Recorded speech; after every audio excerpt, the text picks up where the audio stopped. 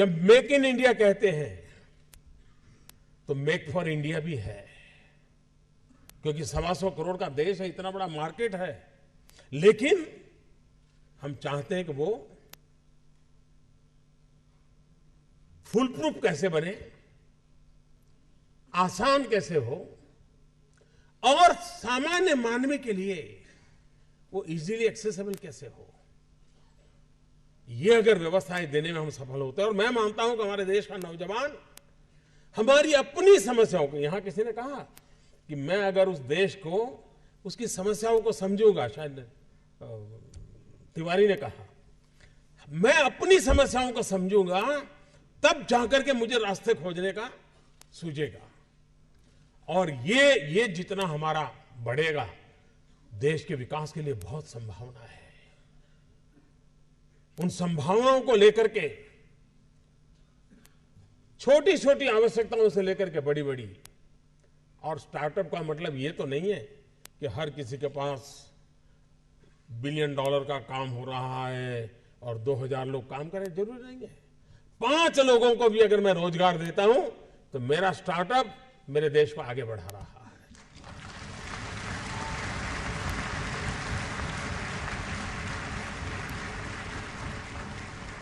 एक psychological change लाना है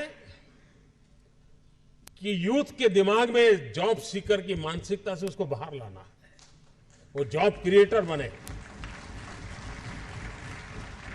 और एक बार उसके दिमाग में आ गया कि मुझे 2 लोगों की जिंदगी को बद संभालना है, वो कर लेगा। हमारे देश में एजुकेशन इंफ्रास्ट्रक्चर पर बल दिया जाता है, टीचर के अपॉइंटमेंट पर बल दिया जाता है, वो काम हो भी रहा है। लेकिन समय की मांग है क्वालिटी एजुकेशन की। गरीब से गरीब, दूर सुदूर जंगलों में रहने वाला व्यक्ति हो, पहाड़ों में रहने वाला व्यक्ति हो, मैं ऐसे कैसे चीजों को खोज के निकालूं कि उसी क्वालिटी का एजुकेशन जो अमीर घराने के बच्चों को मिलता है, उस टेक्नोलॉजी के द्वारा गरीब से गरीब तक मैं कैसे पहुंचाऊं। और देश तब बदलेगा कि हम समाज के आखिरी इंसान को इस सुविधाओं से लाभान्वित करके उसकी जिंदगी बदलने का अवसर दे। हमें उसको फीड करने की जरूरत नहीं पड़ेगी। अगर उसको क्वालिटी एजुकेशन मिलता है तो वहां भी ऐसे स्पार्क वाले बच्चे होंगे जो उठ करके खड़े हो जाएंगे और दुनिया बदल देंगे। हेल्थ सेक्टर, आज हेल्थ सेक्टर ज्यादातर डॉक्टरों पर डिपेंडेंट कम है, टेक्नोलॉजी पर डिपेंडेंट है। डॉक्टर भी खुद टेक्नोलॉजी पर डिपेंडेंट है। मशीन तय करता है कि तुम्हें क्या तकलीफ है, फिर डॉक्टर कहता है ठीक है, मैं किताब देख कर ले लो। इसका मतलब हेल्थ सेक्टर में टेक्नोलॉजी इनोवेशन की संभावनाएं बढ़ती चली जा रही है। लेकिन भारत जैसे देश में ये अफोर्डेबल कैसे हो, ये हमारे सामने चुनौती है। सस्ते में सस्ता व्यवस्था का कैसे बने, इस पर हम सोचें, नएपन से सोचें। और इसलिए स्टार्टअप कहने के बाद कुछ लोगों की सोच होती है तो बड़ा हाई फाई होगा, लैपटॉप के बाहर दुनिया कुछ नहीं होगी, मोबाइल से जुड़े होंगे। ऐसा नहीं है। ये लोग हैं जिन्होंने कोई न कोई कमाल किए। यहां हर प्रकार के लोग हैं। आप देखिए हैंडीक्राफ्ट, भारत का हैंडीक्राफ्ट दुनिया में अपना डंका बजाए, ऐसी आप ऐप बना करके दुनिया में प्लेटफॉर्म क्यों न खड़ा करें। सिर्फ ई कॉमर्स नहीं, हम उससे 2 कदम आगे कैसे जाएं और उसमें जैसी ग्लोबल रिक्वायरमेंट हो वैसे डिजाइनिंग भी प्रोवाइड करें, ताकि हमारा जो गरीब आदमी गांव में बैठ करके छोटी चीजें बनाता है उसको भी आइडिया मिला कि नहीं ऐसा नहीं, ऐसा करो, यहां स्टिच मत करो, यहां करो, लकड़ी ऐसे मत रखो, लकड़ी ऐसे रखो। वो अपने आप बदलता रहेगा और आपकी रिक्वायरमेंट को पूरी करेगा।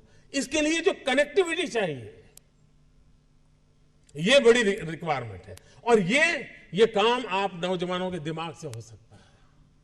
और इसलिए मैं जब कहता हूं स्टार्टअप इंडिया, तो मैं मान के चलता हूं स्टैंड अप इंडिया। इसके लिए मुझे अलग सोच करने की जरूरत नहीं है। जिस देश के पास 800 मिलियन 35 से कम आयु के नौजवान हो, जिस देश के नौजवानों के पास टैलेंट हो, हाथ में हुनर हो, अपरंपार सपने हो और पूरी दुनिया में अवकाश ही अवकाश हो, क्या नहीं हो सकता है। आज मैं आईटी प्रोफेशनल से कहना चाहूंगा, विश्व के किसी भी दुनिया के देश के नेताओं से मैं मिलता हूं, दुनिया का कोई भी डेलीगेशन आता है, उनकी जो बातों होती है उसमें एक चिंता हर एक को सता रही है और वो है साइबर सिक्योरिटी। हर कोई परेशान है साइबर सिक्योरिटी को लेकर के। क्या भारत साइबर सिक्योरिटी प्रोवाइडर के रूप में अथॉरिटी बन सकता है? एक बार हिंदुस्तान का ब्रांड का साइबर सिक्योरिटी का सॉफ्टवेयर मिल गया, अब दुनिया की कोई ताकत उसको हिला नहीं सकती। ये कर सकते हैं क्या? मानव जात के लिए चुनौती आवश्यक है, क्योंकि सरफरे लोग तो हैं जो तबाही करने पर तुले हुए हैं, लेकिन हम मानवता को बचा भी तो सकते हैं। हमारे पास इस प्रकार के लोग हैं और ये भी सही है, भारत के पास मिलियंस ऑफ मिलियन प्रॉब्लम है, कोई इनकार नहीं कर सकता है।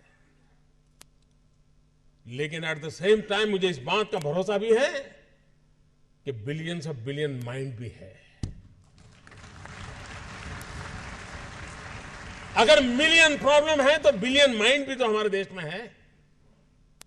हर स्टार्टअप के पीछे कोई न कोई समस्या के समाधान का इरादा रहना चाहिए, और जब किसी स्टार्टअप के पास समस्या के समाधान का इरादा होगा तो उसकी संतोष का लेवल भी कहीं कुछ और होगा जी। जब किसी की जिंदगी में बदलाव लाता है तो उसको एक सेटिस्फेक्शन मिलता है।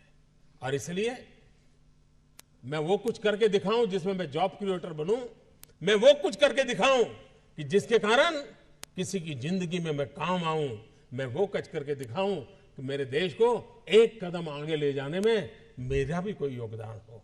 इतना भी अगर सपना लेकर के हम चलते हैं, हम बहुत कुछ कर सकते हैं।